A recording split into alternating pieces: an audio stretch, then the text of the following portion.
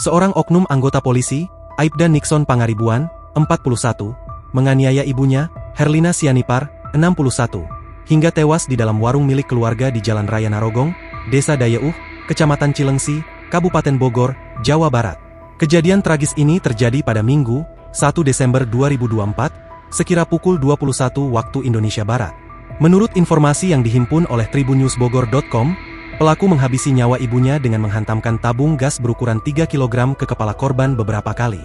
Peristiwa tragis itu terjadi saat korban tengah melayani pembeli di warungnya. Herlina tiba-tiba didorong oleh anaknya, Nixon Pangaribuan alias Ucok.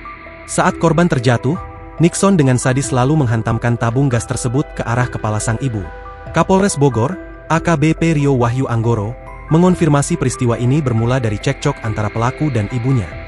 Dia pelaku pulang di sini karena tinggal sama orang tuanya sehingga ada sedikit cekcok yang menyebabkan penganiayaan, ujar AKBP Rio. Setelah insiden tersebut, warung yang menjadi lokasi kejadian ditutup dan tidak ada aktivitas apapun. Warung ini dikenal sebagai toko kelontong yang menjual berbagai kebutuhan sehari-hari, namun juga diduga menjual minuman keras.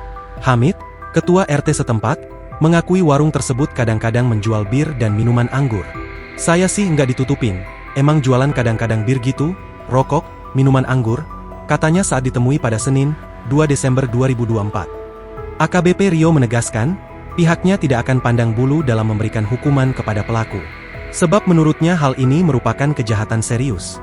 Saat ini, Aibda Nixon Pangaribuan sedang menjalani pemeriksaan oleh Propam Polda Metro Jaya dan akan menghadapi sidang etik. Pihak kepolisian juga masih mendalami motif di balik penganiayaan tersebut, dan akan mengumpulkan barang bukti serta saksi-saksi terkait. Download Tribun X sekarang, menghadirkan lokal menjadi Indonesia.